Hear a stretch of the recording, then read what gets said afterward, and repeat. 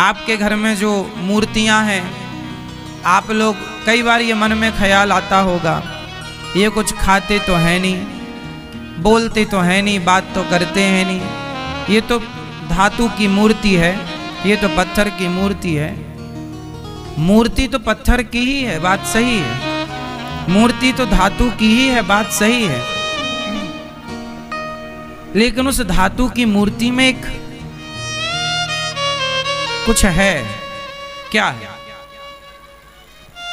अच्छा बताओ, बच्चे तो बच्चे हैं, सारे बच्चे हैं, लेकिन जो आपका बच्चा है ना, उस बच्चे के भी दो हाथ, दो पांव, आंख, नाक, कान वैसे ही हैं जैसे पड़ोसन के बच्चे के हैं। पड़ोसी का बच्चा और आपका बच्चा, दोनों बच्चे के आंख, कान, नाक, हाथ, पांव सब सेम है, सब जस का तस है, लेकिन आपके बच्चे से आपके साथ क्या है? एक विशेष प्रकार का अटैचमेंट, एक अपनापन है, ये मेरा बेटा है, ये मेरा है, उससे एक लगाव है, आत्मीयता है, और जो कुछ है ना उस बेटे से, वो कुछ कहा भी नहीं जा सकता, ऐसा कुछ भी है। जो आपके बेटे से आपका अटैचमेंट है, क्या वही अटैचमेंट आपका दूसरे बेटे से है, किसी दूसरे के बेटे से? हाँ या ना? नहीं है। तो आपके बेटे में और आपके बीच में क्या है? वो जो प्रेम है, वो जो एक अपनापन है, वही अपनापन ही तो ये कहता है कि ये मेरा है, वरना बच्चे तो सब एक से हैं। यदि माँ और बेटे के बीच में, माँ के अंदर वो ममता ना होती, वो ममता ही तो कहती है कि ये मेरा है, वो ममता ना होती तो कैसे कहती कि ये मेरा है? उसी तरह भगवान और भक्त के बीच में एक वो तार होता है प्रेम का, जो दिखाई तो नहीं पड़ता। जैसे माँ और बेटे के बीच में कोई कनेक्शन, तार वार दिखाई तो नहीं पड़ता, कोई वायर दिखाई तो नहीं पड़ता, लेकिन उस वायर से कहीं तगड़ा एक कनेक्शन है, कनेक्टिविटी है। हाँ या ना? बस ऐसे ही है। ये पत्थर की मूर्ति मानो या धातु की मूर्ति मानो, वो तब तक धातु की मूर्ति है जब तक आपका कनेक्शन नहीं है, कनेक्टिविटी नहीं है। आप एक काम करो, आपको जंगल में झाड़ियों में एक बच्चा मिल जाए, आप उठाओ और आप उसे घर ले आओ। वो आपका है नहीं, आपको झाड़ियों में कोई बच्चा मिल गया, या आपने किसी अनाथ आश्रम से किसी बच्चे को गोद ले लिया, वो आपका है नहीं, लेकिन आपके पास रहते रहते धीरे धीरे उससे भी आपका अटैचमेंट हो जाएगा। एक ऐसा तार जुड़ जाएगा कि फिर छूटेगा नहीं। वही है, वो आपका है थोड़ी, पर आप अटैच हो गए। उसी तरह जैसे संसार में कोई आपका है नहीं, पर आप अटैच हो जाते हैं, उसी तरह ये मूर्ति तो पत्थर की है, ये मूर्ति तो धातु की है, पर धातु से क्या लेना हमें और पत्थर से क्या लेना हमें? हमें तो उस परमात्मा को इसमें देखना है। अच्छा ये बताओ, आप कभी पिक्चर देखने सिनेमा गए हैं? टॉकीज इत्यादि, आप आजकल क्या बोलते, सिनेमा ही बोलते ना। आप सिनेमा गए कभी? आप में से कितने लोगों ने पिक्चरों को सिनेमा घर में देखी है? जिसने देखी है वो बताएंगे। देखा है? अब सुनो, जब आप सिनेमा घरों में जाते हैं ना, तो वहां एक वाइट कलर का केवल पर्दा होता है। क्या होता है? सिर्फ पर्दा, और उस पर्दे में कुछ भी नहीं होता, सिर्फ वो पर्दा है। सिनेमा, जिस घर में सिनेमा घर में हम मूवी इत्यादि देखते हैं, वो सिर्फ वहां एक पर्दा होता है वाइट कलर का। उस पर्दे पर पीछे से प्रकाश पड़ता है, उसके पीछे प्रोजेक्टर लगा होता है। यहाँ हमारे पीछे प्रोजेक्टर होता है, उस प्रोजेक्टर की लाइट उस पर्दे पर पड़ती है तो चित्र नजर आता है। ऐसे ही तो सिस्टम है ना। वो पर्दे की कीमत नहीं है, पर्दे में पड़ने वाली लाइट की कीमत है। बोलो हाँ, पर्दे की कीमत नहीं है जा साहब, उसमें पड़ने वाली लाइट की कीमत है ना। तो मूर्ति तो एक पर्दा है। आप जगन्नाथ जी जाओ, द्वारिका जी जाओ, बिहारी जी जाओ, कहीं भी जाओ, मंदिर में बैठी मूर्ति तो मात्र एक पर्दा का काम करती है।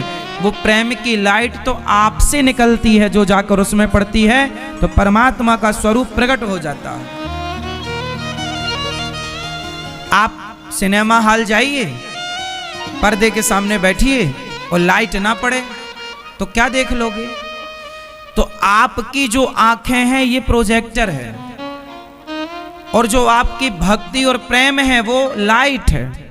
प्रोजेक्टर के माध्यम से ही तो लाइट निकलेगी ना, सेटअप लगाना पड़ेगा। तो ईश्वर ने सेटअप रखा है, ये शरीर एक सेटअप है, आंख प्रोजेक्टर है, और आंख से वो प्रेम की निकलने वाली रोशनी। देखो हम आपको देख रहे हैं, देखो आंख तो आंख होती है, लेकिन आंख भी अलग अलग देखती है, पता है आपको? बारीकी पे जाइए। आप अपनी बहन को देखते हो ना तो आपकी आंख अलग तरीके से देखती है। आप जब अपनी बहन को देखते हो तो आंखों के देखने का तरीका अलग होता है। बोलो हाँ। आप जब अपने पिता को देखते हो तो आपकी आंखों का देखने का तरीका अलग होता है, और आप जब अपनी पत्नी को देखते हो तो आपकी आंखों का देखने का तरीका अलग होता है। क्यों जी, बात सही है? हाँ या ना? सहमत हो इस बात से? आंखें तो आंखें हैं, लेकिन आंखों से निकलने वाली रोशनी पत्नी के लिए अलग है, माँ के लिए अलग है, बहन के लिए अलग है, जमाने के लिए अलग है, अपने बेटे के लिए अलग है और दूसरे के बेटे के लिए अलग है। उसी प्रकार जब आंखों की रोशनी बिहारी जी पर पड़ती है तो बिहारी जी तो एक पर्दा है। बस भक्तों, उस पर्दे पर आपकी रोशनी, आपके अंदर से निकलने वाले वो प्रेम की रोशनी जब पड़ती है तो उस पर्दे पर भगवान प्रकट हो जाते हैं। आपके अंदर से भगवान प्रकट होते हैं। वहां प्रोजेक्टर के अंदर से ना सब काम होता है, उसमें सीडी, उसमें जो भी कैसेट इत्यादि जो भी होता होगा वो लगाई जाती है, चलती है। जैसे पहले टीवी में सीडी प्लेयर आती थी ना, प्लेयर, उसमें सीडी चमकती हुई आती थी ना, वो लगाते थे तो पिक्चर चलती थी उस टीवी पर। वैसे ही सेटअप है हमारे भीतर। भगवान कोई बाहर नहीं होता। मोकू कहां तू ढूंढे बंदे, मैं तो तेरे पास में। मोकू मोकू कहां तू ढूंढे रे बंदे, मैं तो तेरे पास में। अब कहां ढूंढोगे, हम तो तुम्हारे पास में हैं। ना तीरथ में ना मूरत में, ना तीरथ में ना मूरत में, ना एकांत निवास में, ना मंदिर में ना मस्जिद में, ना काबे कैलाश में। मोको कहां तो ढूंढे बंदे, मैं तो तेरे पास में। कहां ढूंढता है? अब देखो आप मंदिर गए, लेकिन आपके अंदर वो प्रोजेक्टर की रोशनी थी ही नहीं, प्रेम की रोशनी थी नहीं, भक्ति की रोशनी थी नहीं, तो आपको मूर्ति में मूर्ति नजर आई। मूर्ति में मूर्ति क्यों नजर आई? धातु क्यों नजर आ गई? आप कहते हैं ये भगवान थोड़ी है, ये तो पत्थर है। हाँ, मैं आपकी बात से बिल्कुल सहमत हूं, लेकिन इससे भी सहमत हूं कि मूर्ति में भगवान को देखने की ताकत चाहिए ना। भाई पर्दे तो पर्दे होते हैं, पर पर्दे में पिक्चर चल रही है तो पर्दे में पिक्चर दिखेगी, उसके लिए प्रोजेक्टर तो चाहिए। अब आप कहेंगे महाराज जी ये सिनेमा घर में तो पर्दा है, पर्दा तो हमारे घर में भी है। पर्दा तो है, माना कि में पर्दा है, ये कपड़े का है, ये कोई विशेष महंगा भी नहीं है, पर खेल उस पर्दे का है ही नहीं, पर्दे के पीछे का खेल है। मंदिर में जो मूर्तियां बैठी हैं, खेल उन मूर्तियों का है ही नहीं।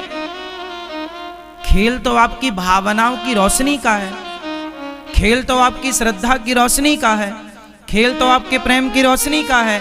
यदि प्रेम की, श्रद्धा की, भाव की रोशनी पड़ रही है, प्रोजेक्टर से रोशनी निकल के पर्दे पे पड़ी तो दिखा, उसी तरह भाव की रोशनी निकल के मंदिर में मूर्ति में पड़ी तो दिखा कि हाँ भगवान है, और नहीं पड़ी रोशनी तो पत्थर है। कमी उस पत्थर में नहीं है, कमी पर्दे में नहीं थी, है ना। अब आप सिनेमा घर गए, वहां पर बोले प्रोजेक्टर खराब हो गया, आज पिक्चर नहीं चलेगी। तो प्रोजेक्टर खराब हुआ, इससे पर्दे का कोई लेना देना नहीं है। पर्दा खराब नहीं हुआ, पर्दा तो ठीक है। तो आपके अंदर का प्रोजेक्टर खराब है। आप कहते हो ये पत्थर की मूर्ति है, ये धातु है, वो आपके अंदर का जो प्रोजेक्टर है ना, वो खराब पड़ा है, वो रोशनी निकल नहीं रही है, जिस रोशनी से पत्थर में भगवान को प्रकट किया जा सकता है। ना मैं जप में, ना मैं तप में, ना मैं व्रत उपवास में, ना मैं क्रिया क्रम में रहता, ना ही योग संन्यास में, नहीं प्राण में, नहीं पिंड में, ना ब्रह्मांड आकाश में, ना मैं त्रिकुटी भवर में, सब श्वासों के श्वास में। खोजी होए तुरंत मिल जाऊं, खोजी होए तुरंत मिल जाऊं, एक पल की तलाश में, कहे कबीर सुनो भाई साधो, मैं तो केवल विश्वास में। कहत कबीर सुनो भाई साधो, मैं तो हूं विश्वास में, मोकू कहां तो ढूंढे बंदे, मैं तो तेरे भीतर हूं, तू बाहर कहां देख रहा है। मंदिरों में मूर्तियां हैं, उस मूर्ति में भगवान को प्रकट करने की ताकत आप में होनी चाहिए। दही है, दही से मक्खन निकालने की ताकत आप में होनी चाहिए। क्यों जी? दही है, अब दही में मक्खन है कि नहीं? बोलो हाँ जोर से। दही में मक्खन है तो आप दही से मक्खन निकाल सकते हैं? निकाल सकते हैं, हाँ या ना? आता है निकालना? कभी निकाले हो? आप निकाल सकते हैं दही से मक्खन? आप निकाल सकते हैं दही से? कभी निकाले हैं? कभी निकाले नहीं है। कभी निकाले नहीं है तो एक बार में निकल नहीं सकता आपसे। निकालने का भी तरीका होता है, सबसे थोड़ी आता है। दही में मक्खन है, अब किसी से निकालना ना आए तो वो कहे अरे हमें तो गलत दही दे दिया, इसमें तो मक्खन है ही नहीं। भाई साहब मक्खन तो था, आपको निकालना नहीं आ रहा, हाँ या ना? दही में कोई कहे जी इसमें तो मक्खन निकल ही नहीं रहा, नहीं है उसमें, आपको निकालना नहीं आ रहा है। उसी तरह जैसे दही में मक्खन तो है, निकालना आना चाहिए, ऐसे कण कण में भगवान तो हैं, मूर्ति में भगवान तो हैं, निकालना भी तो आना चाहिए।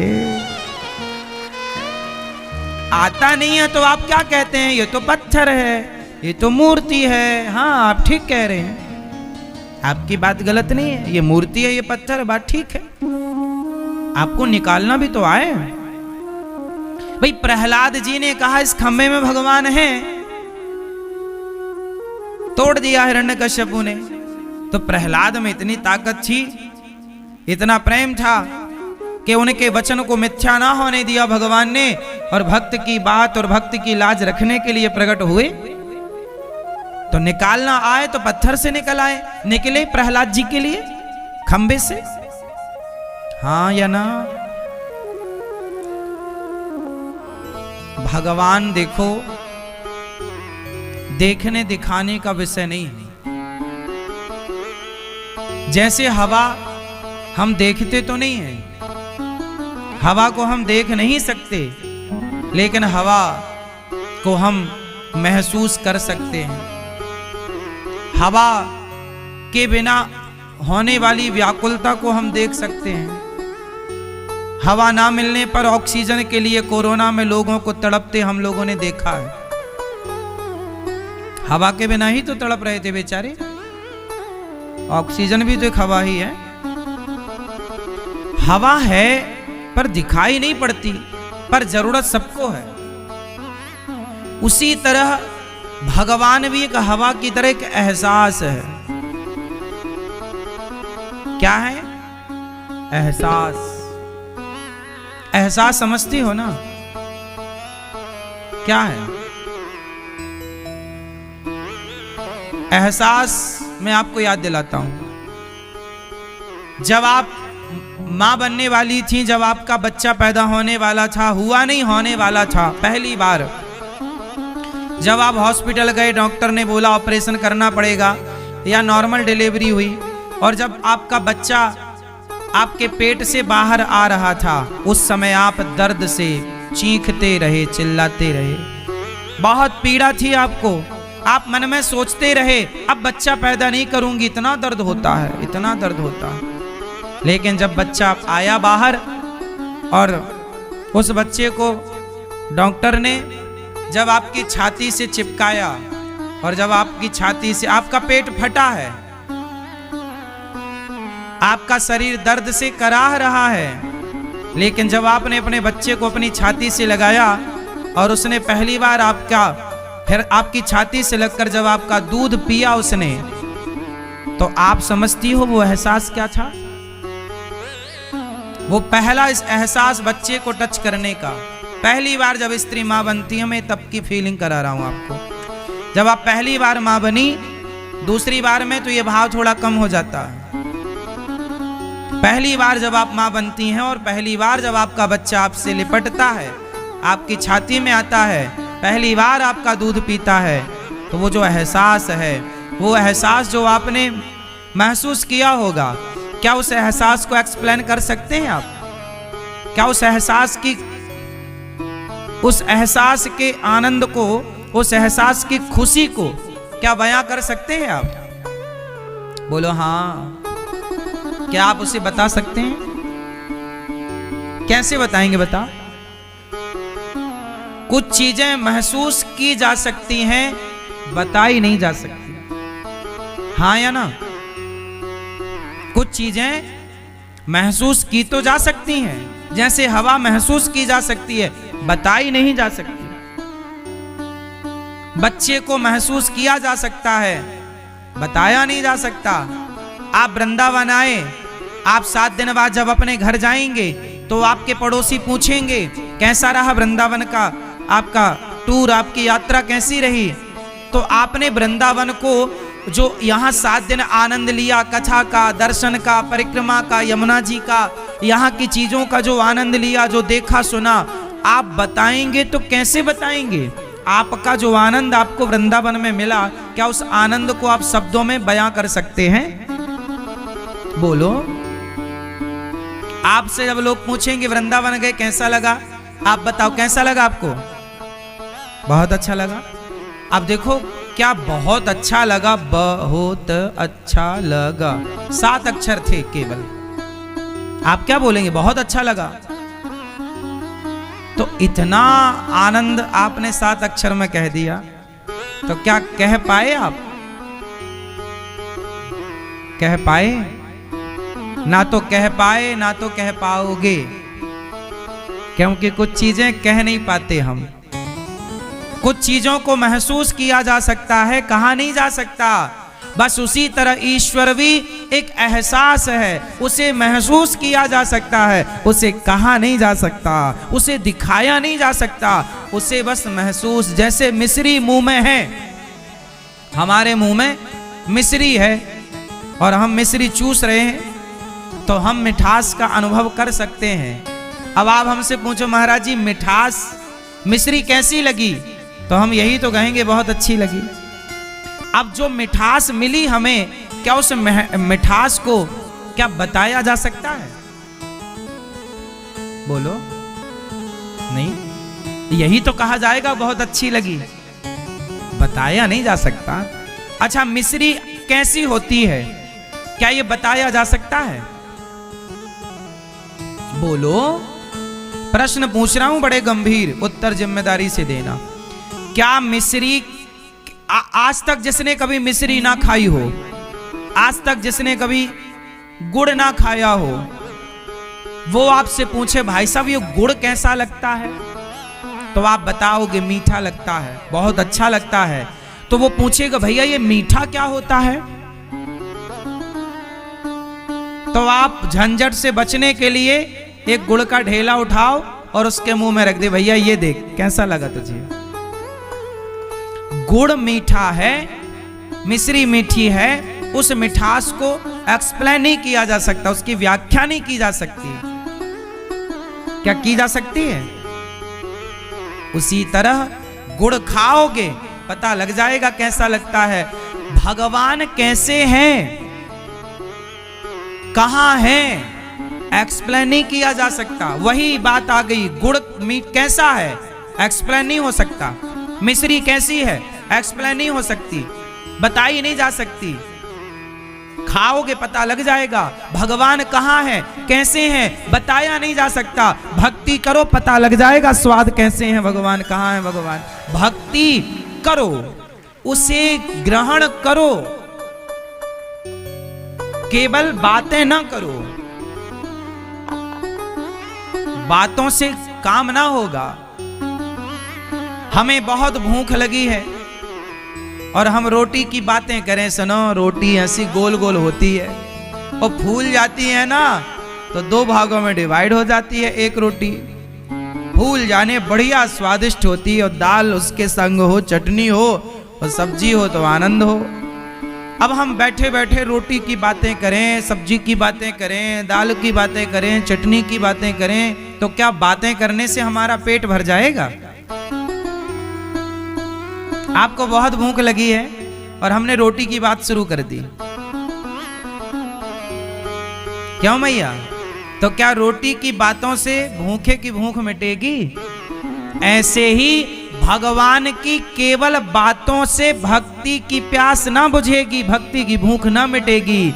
आपको भगवान को गुड़ की तरह ग्रहण करना पड़ेगा। जैसे गुड़ खाओगे तो पता लगेगा कि मीठा कैसा होता है, ऐसे भगवान को ग्रहण करो। उस परम तत्व में डूबना पड़ेगा। जब डूब जाओगे तो वो कहाँ है, कैसा है, सब कुछ प्रश्नों के उत्तर अपने आप मिलेंगे। ये प्रश्नों के उत्तर कोई दे नहीं सकता आपको। कुछ चीजें समझाई नहीं जा सकती, समय के साथ समझ में आती हैं। मित्रों, आशा करता हूँ कि यह धार्मिक शिक्षाप्रद कथा आप लोगों को अवश्य पसंद आई होगी। अगर आप लोगों को यह कथा पसंद आई हो तो इस कथा को लाइक करें और अधिक से अधिक लोगों को शेयर भी करें, जिससे कि वे भी इस शिक्षाप्रद उत्तम कथा को सुनकर अपने जीवन को सुखी एवं सामर्थ्य बना सकें।